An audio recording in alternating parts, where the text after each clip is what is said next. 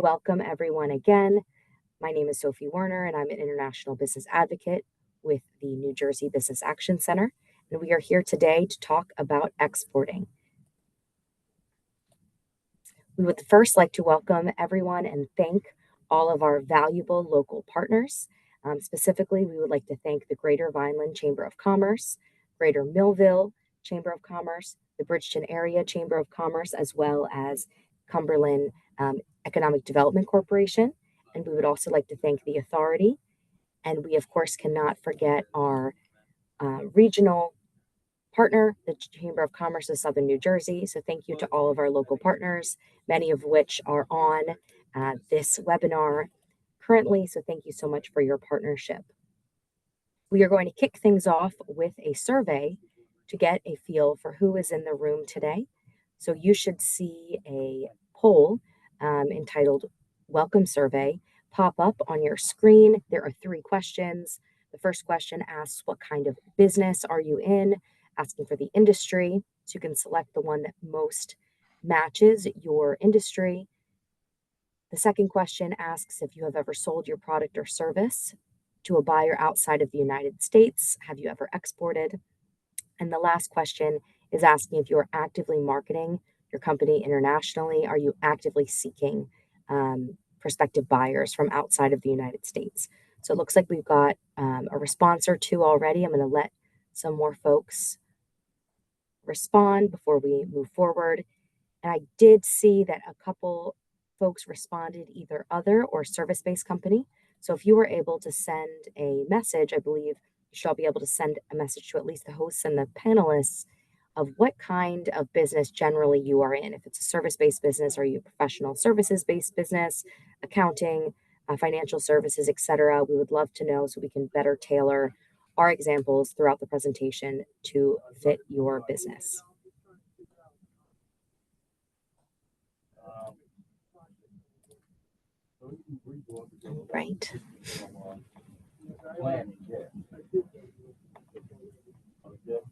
So it looks like we have all new to export companies. And okay, I stand corrected. Someone just responded that has exported. So that's wonderful. A mixed group today. I'm going to end the poll. And we have a manufacturer. Okay, wonderful. All right. So welcome to those that have just joined us. We are going to now jump into information about the Business Action Center. I'm going to hand it over to my colleague, Jean Chang, International Business Advocate with the New Jersey Business Action Center Office of Export Promotion. Jean has decades of experience in the international trade sector in both public and private spaces. And I'm going to hand it over now to Jean to give us a little bit of information about the Business Action Center. Thank you so much, Sophie. This is Jean Chang. It is a great pleasure to meet companies and partners from the Cumberland County. In the past, I have taken many international delegations and potential buyers to visit your county. And we met with glass manufacturers, food and beverage industries, and other companies. So I'm really delighted to be reconnected through today's webinar. So first, allow me to tell you a little bit about the New Jersey Business Action Center. This is the place that Sophie and I both worked in, which is a division within the New Jersey Department of State. Our mission is to provide technical assistance and resources acting as advocates and mentors to help New Jersey businesses with special focus on small and medium-sized enterprises. We envision all stakeholders from the business side and the government side working together to utilize available resources to create a flourishing business community in the Garden State. Next slide, please. Thank you. So you can see in the center of the triangle, there's the Business Action Center. connect, collaborate, and communicate. That's what we do. We are under the leadership of Lieutenant Governor, who is also the Secretary of State, Tahisha Wei, and our Executive Director, Melanie Willoughby. We connect businesses with resources, with government agencies, and we facilitate B2B connections. We collaborate with our partners, whether it's locally or regionally, whether it's at the state level, federal level, or even with foreign entities. We communicate information and resources to New Jersey companies, such as what we're doing right now in today's webinar. May I have the next slide, please, Sophie? Thanks. So this is a relatively recent picture of our team. In the center are Lieutenant and Secretary Wei and Executive Director Willoughby. You can see that we're a very diversified team with multi-talents, with one thing in common. We're all very passionate about helping companies doing and growing business in New Jersey. Next one, please. So all of the services provided by the Business Action Center are free and confidential. Business proprietary information will never be shared outside of our organization without your consent. Structure-wise, there are 5 divisions within the Business Action Center. The first one is Business Advocacy Office, and this team tends to focus more on the domestic side of the business. They connect business to available financing and grant opportunities. They work with various state agencies, for example, the Department of Environmental Protection, the Department of Community Affairs, to expedite the permitting process. They also work with Department of Labor to assist your staffing needs, work with Board of Public Utilities on energy programs, and they provide site selection services. If you were to move to a new location or look for a new site. Now, the second box is Export Promotion Office, which is the office that Sophie and I are in. Very briefly, we help New Jersey companies sell products and services overseas, increasing the company's revenue and creating jobs in New Jersey. We will certainly describe our services and programs in more details in the following slides. And the next office is the Planning Advocacy Office. I beg your pardon, I skipped one. Small Business Advocacy Office, which is led by Don Newman. And many of you know Don. He manages a business help desk through a call center and the chat system. This team should be your first stop shop for business. If you don't know where to start, call the 800 Jersey 7 number. The fourth office is Planning Advocacy, and they work with municipalities, multiple government agencies, and legislators to manage the state development and redevelopment plan. And finally, we have a relatively new division called Cannabis Training Academy. They help entrepreneurs to start the business and to comply with rules, laws, and regulations in the new industry. Next, please. So you can see from the background of this slide that you may encounter all kinds of questions while doing business in New Jersey. Whenever you have a question, big or small, please come to the Business Action Center. We will we will engage appropriate resources and provide you with a solution. Next slide, please.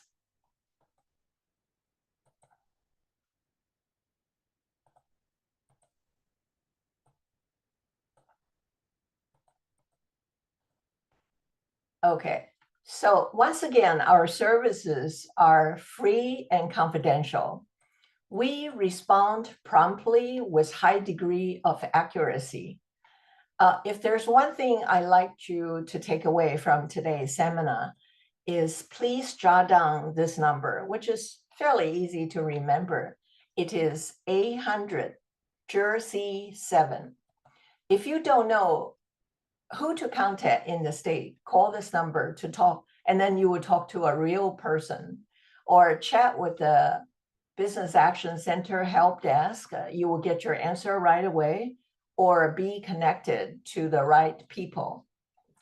And the last link on this slide provides lots of useful resource information about doing business in New Jersey. I do encourage you to take your time to browse through this slide. Next, please. So here comes the Office of Export Promotion, our office. And before I talked about the OEP office, allow me to provide a background picture about New Jersey's export. Last year, New Jersey exported $43 billion of goods, ranking number 14 among all 50 states. And New Jersey's export ranges from industrial machinery, specialty chemicals, medical devices, to even soaps and candles.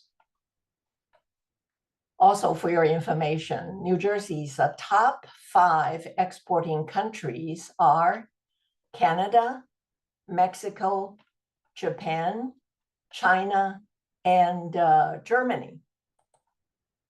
Next, please.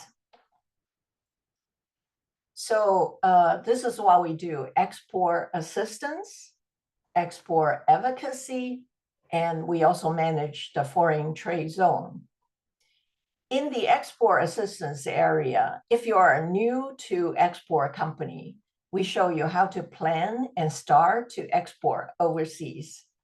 If you are an existing exporters, we show you how to expand your markets and market share. And later on, Sophie will have a series of slides providing step-by-step advice. While exporting, if you encounter trade barriers such as export license issues or intellectual property protection issues, we will work with our partners at the state level, federal level, or even foreign government representatives at their consulates in New York, Newark, or Philadelphia to help you resolve the issue. And the third area is FTZ, Foreign Trade Zone. Our office is the grantee of the Foreign Trade Zone number 44, which is the largest FTZ in our state. The main campus is in Mount Olive, but there are subdivisions spread out elsewhere in New Jersey. Now, FTZ itself is a complex topic that deserves a separate discussion. So at the highest level, it works something like this. When you import components into the foreign trade zone, it is all duty-free. You don't pay a tariff. Within the FTZ, you can do warehousing, processing, packaging, manufacturing, and then re-export the finished goods, some of the goods out of the country. Let's say you export some to Canada, Mexico, or Europe, then it's still duty-free. And because of the value-added work you conducted within the FTZ, that may put your product into a different tariff or tax sales tax bracket. So that allows you to sell outside of New Jersey within the US and pay a lower tariff.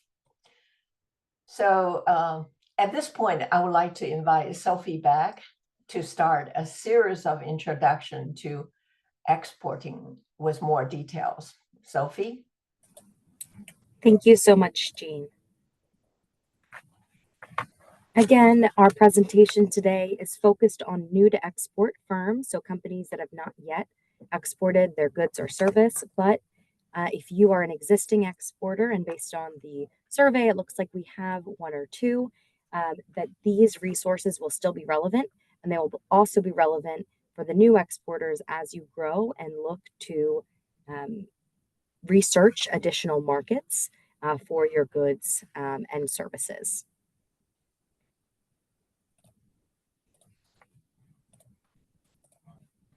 So if you did not have a reason to be here today, we are going to give you a few of them right now.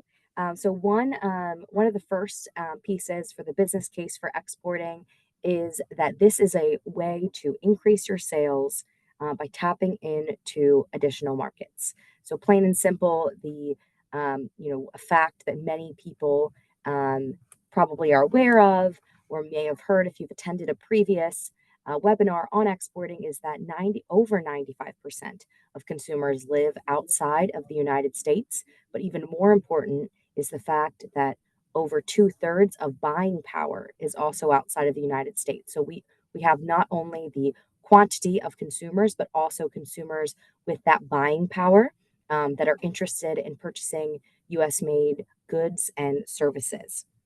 The second point here is looking at ways to diversify your company by smoothing business cycles that could help complement, let's say, your domestic side. There's a lull. The international markets can help offset those business cycles to complement. Whether or not you are looking to sell your business, it can help increase the valuation. And of course, utilizing the full capacity of all of the production, sales, and admin systems that you have invested in and set up for your domestic business. Now you can run them all together and increase in order to meet additional demand. Today's agenda, we are going to first look at an export readiness self-assessment. And this is going to be a series of questions that we also provide in a follow-up email in which we will invite all attendees to complete on their own, as well as schedule a time to meet with us to go over that self-assessment. We will then discuss management commitment to exporting. We'll look at trade barriers, both tariff and non-tariff, and trade opportunities. So different free trade agreements that exist to help facilitate trade. We will then look at export plan development and international market research tools for both service-based and product-based businesses. We will then look at a food marketing case study. Cumberland Corn Chips is a fictitious business entity that Jean and I have created for the purposes of this presentation. And then we will wrap up with any questions that we did not get the opportunity to address during the presentation. But as a reminder, please feel free throughout the presentation to drop any questions you have either in the chat or in the Q&A box, whichever you prefer. Kicking things off with the export readiness self-assessment. The first question that companies should ask themselves if they are looking at exporting as a viable way to grow their business is, where is their business at right now? Are they experiencing some level of success domestically? If you are a brand new business that are still getting your footing in your domestic market, it may not be advisable to pursue exporting at this moment, but it does not stop you from learning and planning for future growth. But you should plan to have at least 1 year of domestic sales for your business prior to looking to expanding into international markets. You want to make sure that you are ready for growth rather than looking at exporting as perhaps a way to stabilize a very, very nascent business. It is best if you already have established your brand, have had some um, feedback, and have been able to establish your market locally. The second question asks about management's commitment. So this is especially important if you have multiple members of your management team, which you likely do. At least if you are a um, single member LLC, you of course are working with whether it's a banker, advisor, attorney, insurance agent, etc. Make sure that you are, committed and you are communicating with your leadership team, that you are looking to follow this path to increase your sales via exports. We will also discuss more about management's commitment and the export business plan process, and how important those goals and strategies are. The next question is asking about your ability to meet the increased demands that will hopefully happen as a result of your promotion in international markets. So, are you able to meet the demand that you are building up in those additional markets? If you are in need of any financing, there are specific options through the U.S. Small Business Administration Office of Manufacturing and Trade. They offer export loans specifically for U.S. exporters, and there's a specific working capital pilot program that not only can be used for working capital related to export sales, but also domestic sales. So it can be a single line of credit. So that's just one of the examples of the various export finance solutions that the U.S. Small Business Administration has created and guarantees through banks. So they guarantee up to 90%, and they do not lend directly, but rather through commercial lenders. So you would want to check with your commercial bank to see if they are an SBA lender, and if they have an export specific loan officer. Regarding financial resources, it's not just the production. You want to think about the follow up to the sale, the customer service, customer retention, and looking at all of the different stops in that customer life cycle. When that customer calls on Thanksgiving Day asking for assistance, you need to make sure that you have folks that are able to respond, or systems in place to respond to those inquiries on days that you may think that you would not be getting customer calls, because um, depending on where you're doing business. Regarding U.S. And foreign intellectual property protection, it's important to note that any U.S. Patent or trademark does not afford protection in another country. You must apply with the intellectual property office within that country. The length of time of the protections may vary and will vary, as all of these protections in foreign countries are governed by the copyright laws in those jurisdictions. But it is also important, as you're promoting your brand, that you are also making sure that you are protected at home. So that's why U.S. IP protection is also listed here. So do yourself a favor and make sure that you are protected both at home and abroad.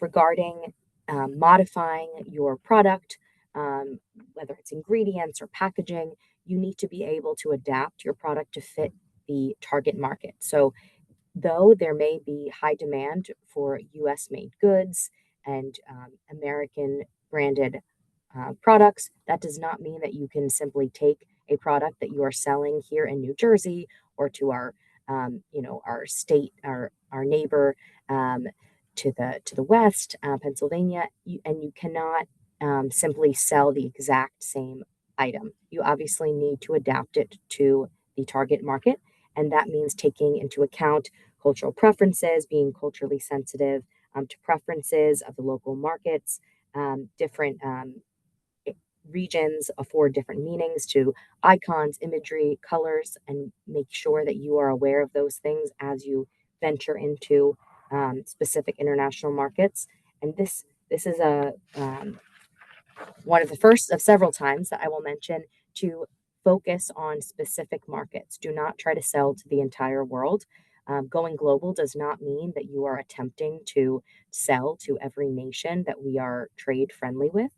You should try to select 1 to 3 initial markets that you can do your research, due diligence, and really understand um, the playing field before you venture in so that you can go in armed with information and resources.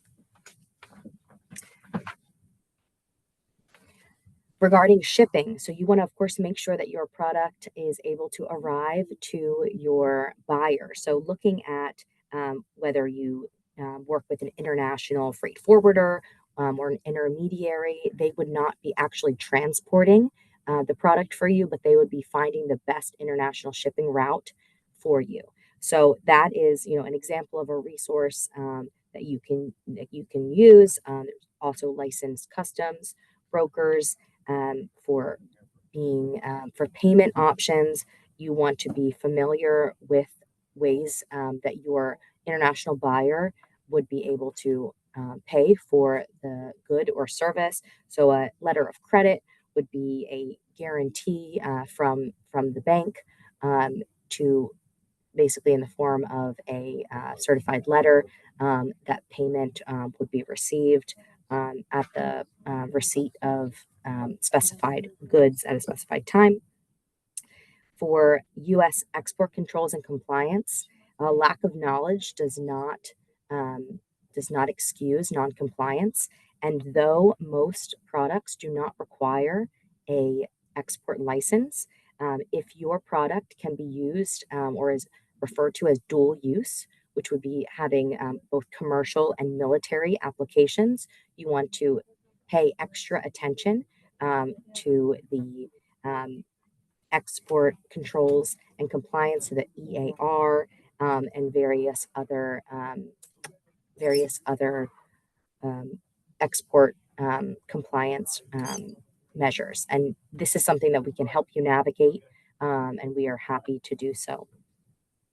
Um, in addition, not just the product that you are selling, but also the end buyer. So you need to make sure that as the U.S. exporter, you are ultimately responsible um, for ensuring that the individual entity or business that you are selling to is not barred from doing business with U.S. companies. So there are lists of sanctions and different places where you can search to see if there is a individual entity or region that is currently barred from doing from purchasing from the United States, so that you can complete your due diligence and make sure that you are selling to a buyer that is not on one of those lists. I know I threw a lot at you all with those questions, but that is just an overview of some of the different considerations that you would need to have when looking at exporting. And this list or this self-assessment is not meant to scare you, but rather to give you the information that you need to fill in those knowledge gaps and also to go in eyes wide open. And we are here to support you along the way. So if you have any questions about any of those pieces, that is why we are offering that follow-up call to go over your assessment. So if there's specific areas, we can dive in and find the specific relevant resources for you based on your industry and markets of interest. So just wanted to add that, and all of these considerations need to be you know are something that is going to take time, and that is why the management commitment is so important, and you need to have your team aligned.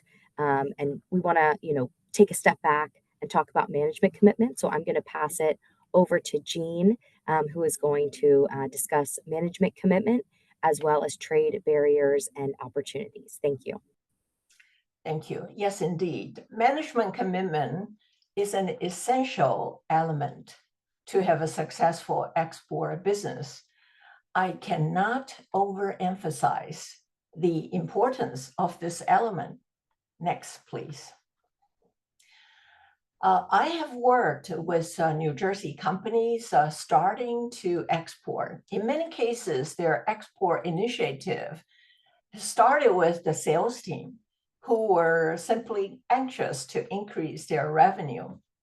However, it will not succeed or sustain unless they gain long-term commitment and support from their top management. The CEO and the entire leadership team must buy in and integrate exporting in the company's core business strategy, not just as an add-on or on an ad hoc basis. You also need to keep your key partners updated. For example, lining up bankers who understands international business in case you need export financing and working capital loan. You need attorneys and supply chain partners who understand international laws and practices and international logistics. Next, please. Trade barriers and trade opportunities are additional factors to be considered in your planning and executing the export plan. It will impact your sales strategy and cost analysis. Next, please. Tariff. Tariff seems to be a hot topic recently and can be a trade barrier for the international markets you would like to get into. Different countries have different trade barriers that might discourage you from selling there. Some are tariff related, others are not associated with tariffs. The slide after this one will show some examples in each category. You really need to do your due diligence in your research to understand the impact of these barriers.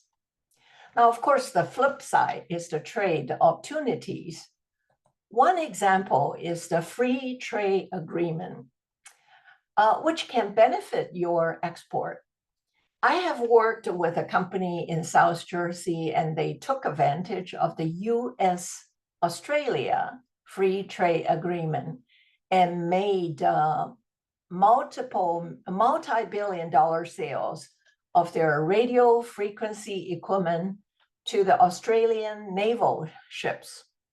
So the FTA not only allowed duty-free importation, but also permitted foreign companies to sell into the Australian government. Next slide, please. So these are some of the examples of tariffs and non-tariff related trade barriers. The list can change, from the list can change from one market to the other, and at different times with different administrations. They really need to be watched carefully and folded into your cost and risk analysis of your export plan. If you have a specific trade barrier issue, please talk to us. We will work with our partners to help. Allow me to also share two export advocacy examples with you. One example was a winery company in South Jersey who shipped the blueberry wines to Taiwan and got stuck at the arrival port because of the misinterpretation of the custom clearance rules over there. I worked with the US company, the US commercial rep in Taiwan and the Taiwanese Commercial Council in New York to facilitate their custom clearance. And that significantly reduced the penalty paid for the daily storage fee. Another example was a precision glass manufacturer. In fact, in Cumberland County, we worked with our U.S. Department of Commerce and Department of Defense partners in Washington to facilitate their export license so that they could legally sell products to the foreign country for medical equipment use. And that was also a multi-million-dollar sale. Here are some examples of trade agreements. The trade agreements can be managed by various entities depending upon their scope and nature. Typically, the U.S. Office of the Trade Representatives, USTR, plays a key role in negotiating and administering U.S. trade agreements. Other involved parties can include the International Trade Administration, ITA, within the U.S. Department of Commerce and the U.S. Customs and Border Protection Agency. At this point in time, I would like to bring Sophie back again to show you how to consider these and other factors to build a very solid export plan. Sophie, please. Thank you, Jean. And I love that we were able to give some specific examples local to the region. Jean has a wealth of experience and I think highlights, which is especially important, that our office also supports in export advocacy. So, of course, no one wants a problem to arrive, but when it does, we are here to support. So make sure that your companies, if you are if you're representing a chamber of commerce, or if you are a business owner yourself, know that we are a no cost confidential resource for you, and we'll find all of the available options and connect you with all of the appropriate partners. Even though things don't always go to plan, it is still best to have a plan. So we are going to talk about the process of creating your export plan. So this is an overview of the key items to consider when developing an export plan. And some of these items may look pretty familiar for those that have created and written their original business plan. Hopefully, you know that your business plan is a living, breathing document, and it's only as good as the information that you update and add to it. Same as your export plan. So you want this to be relevant, actionable information. So some of the information here, though it may look very similar to your business plan, of course, we're going to adapt it to those specific markets of interest. And as mentioned, 1 to 3. Do not try to sell to the whole world on the first go. Of course, companies that we've worked with have added on various international markets and increased their list of countries that they're targeting. But you need to start with with a sizable amount that you can research, conduct your due diligence, and starting, as they say. So one of the pieces here I want to highlight is pricing consideration. So thinking about your landed cost. So your landed cost is the cost of your product after, of course, the purchase price, what the buyer's paying, but looking at the shipping fee, customs, duties, taxes, and other associated costs, making sure that all of those are factored in to that purchase price so that you are still selling and at a profitable price your product. And looking at production capacity, if you are outgrowing your current space, let's say, or if you are co-packing and want to open up your own manufacturing facility. Also, Jean had mentioned earlier in this presentation that the Business Action Center is also home to the Office of Business Advocacy, which can assist you with site selection and various domestic incentive resource navigation. So if you are looking to increase your footprint here in New Jersey, the business advocates that are sitting right over there will be able to assist you with that process.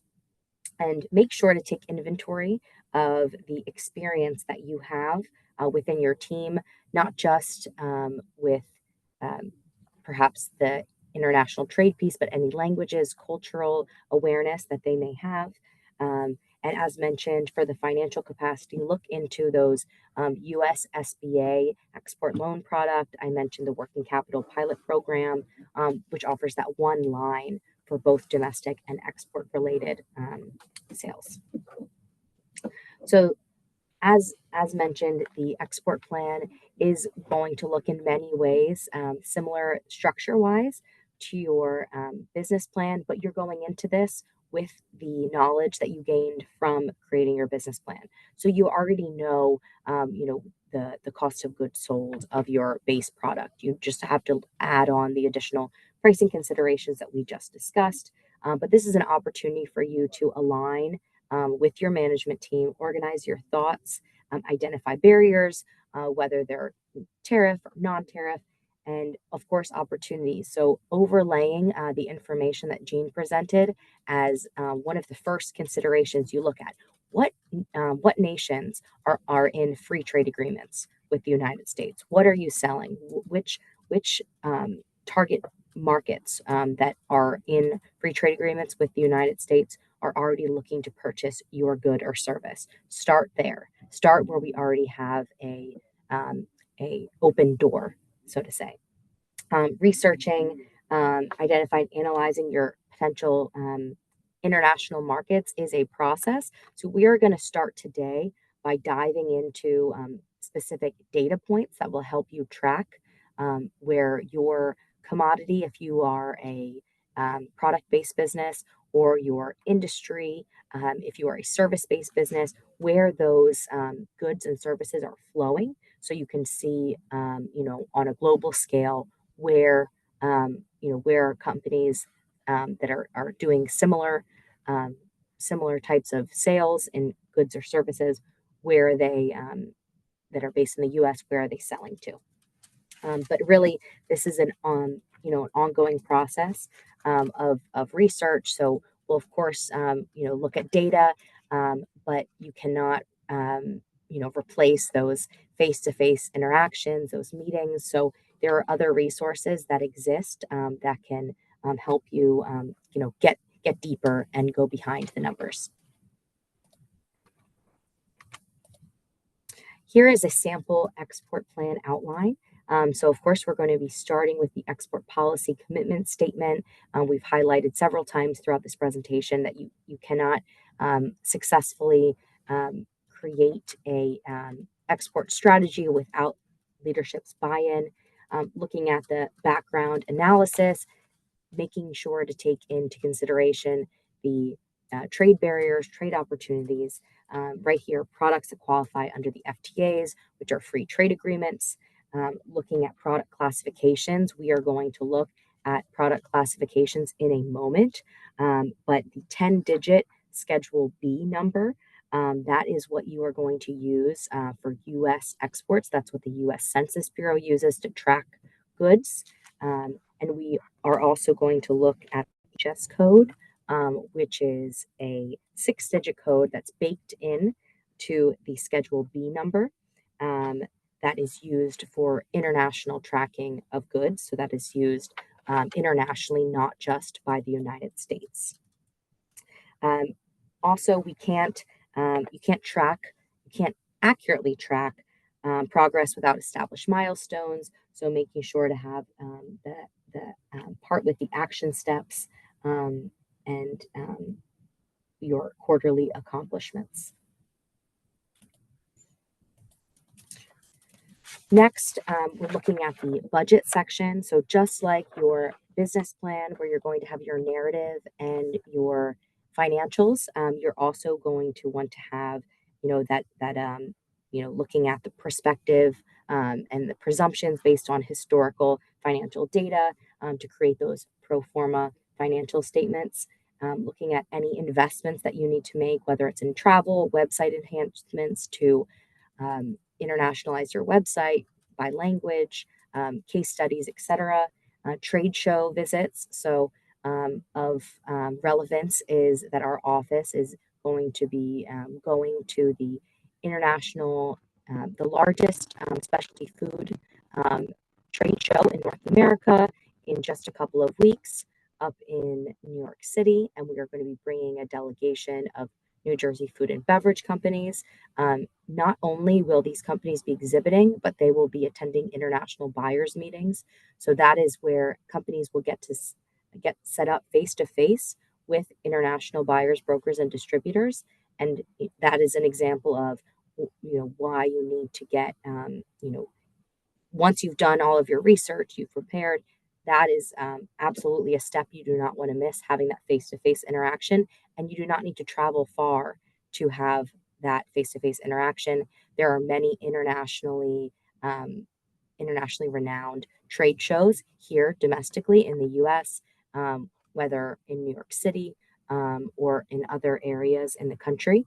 So you do not really need to travel that far to reach your international buyers. Implementation schedule to keep yourself on track. And then you want to know about the competition in the market. Is there a large domestic competitors in the industry, or are the other competitors also importing the product to that specific market? So we are going to jump into international market research tools. And again, this is going to be both for service-based businesses and product-based businesses. And again, these slides will be shared. So these are all hyperlinked. So you will be able to click, save, bookmark. I highly recommend, if you are a service, or rather, if you are a product-based business, you are going to want to bookmark the first two. Absolutely. So the first resource is looking at that commodity code that I had mentioned, the Schedule B commodity code. That's a 10-digit code that is specific to the product that you're selling. So if you sell various types of product, I'm not talking about a scarf in a different color, but rather you sell a hat, a scarf, gloves, etc. And if they're made of different synthetic materials, of different wools, these are all factors that contribute to the specificity of the Schedule B, and we will go through an example of how specific the Schedule B search tool can be, and that is administered through the U.S. Census. Also through the U.S. Census is the Global Market Finder. So once you have your commodity code, you are then able to plug in that 10-digit code to track the export of that particular commodity, into which markets, what is the method of shipment. There's a lot of great information that's available, and it's all data from the U.S. Census, and it's very user-friendly on the Global Market Finder. Maybe not as user-friendly, but also incredibly important, is the BEA, the U.S. Bureau of Economic Analysis, their interactive data application. So this is a wonderful resource if you are a service-based company. So to track the export of services, you are going to want to use their interactive data application. We'll also walk through that shortly. And then finally, this resource, the Department of Commerce's Country Commercial Guides. Everyone can bookmark that page because that has over 125 commercial guides that are prepared by local industry and trade experts based in U.S. embassies abroad for the benefit of U.S. businesses. So first, for service-based exporters, we are going to look at the BEA. Again, that's the Bureau of Economic Analysis.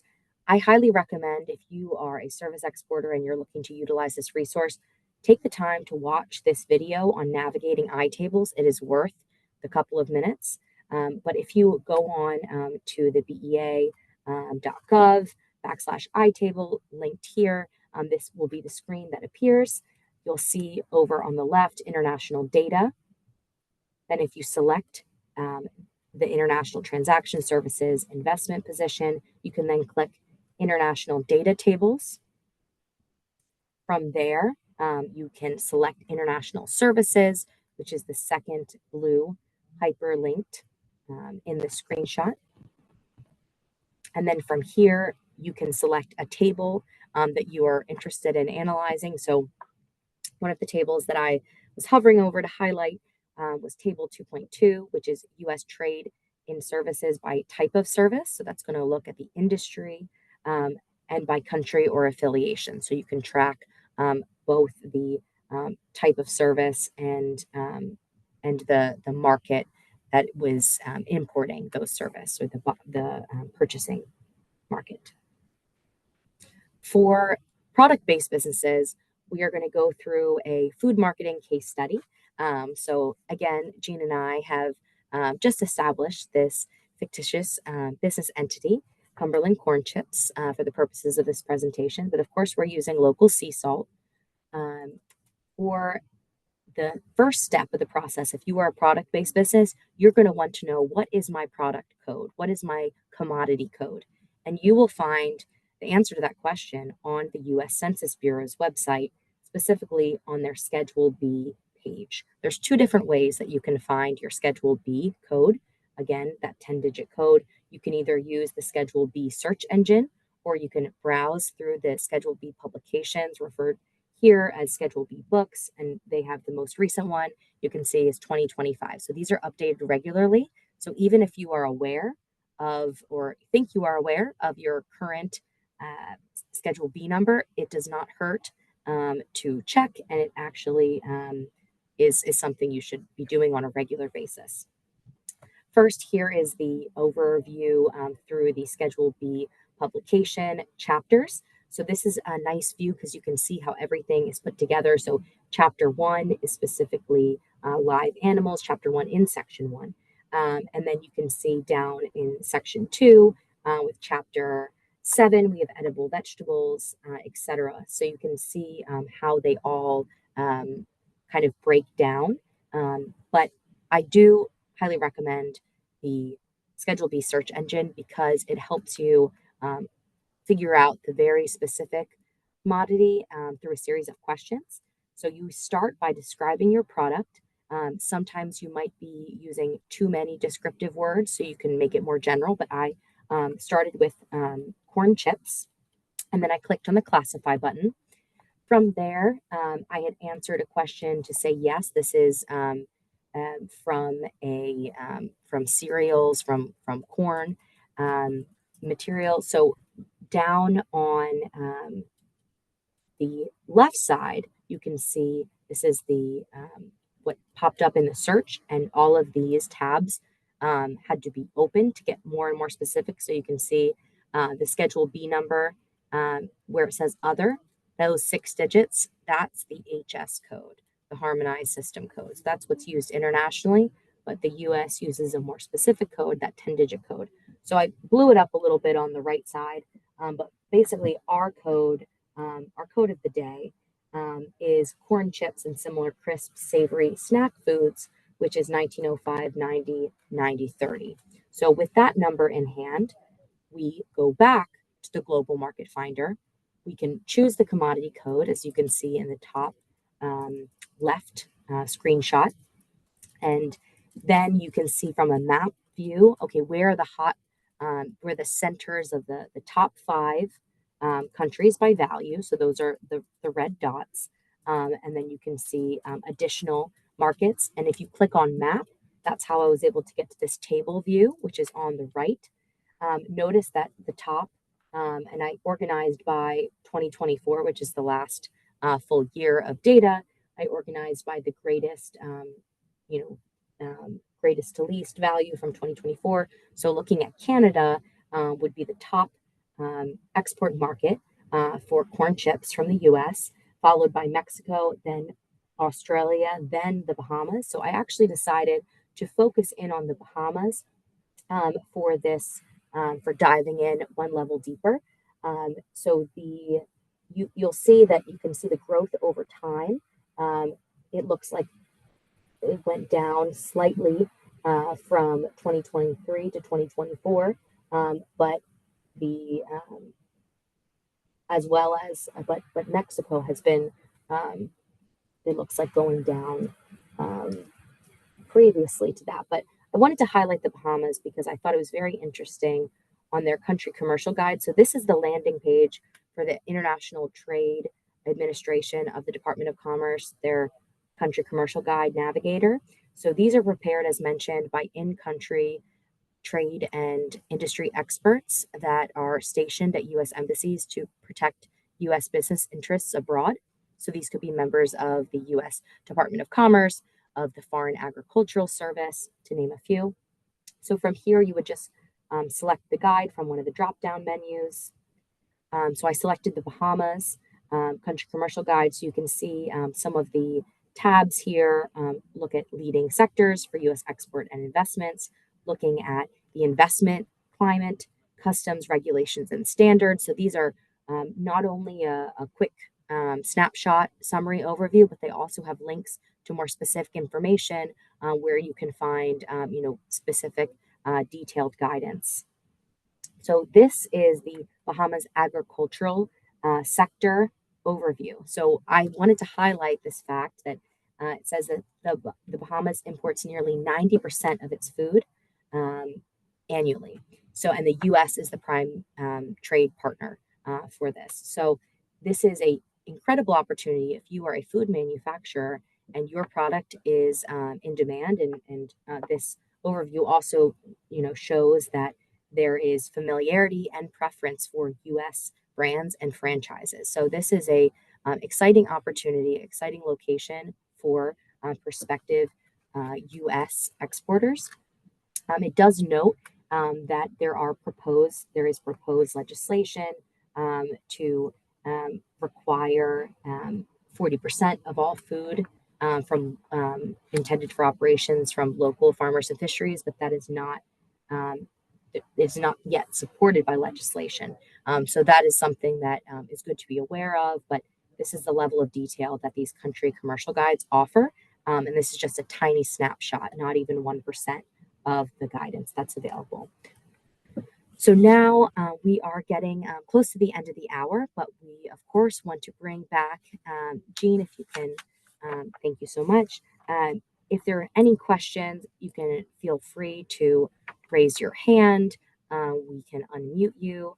And please let us know if you have any questions or want any clarification on any of the topics that we discussed, or maybe something that we did not cover today.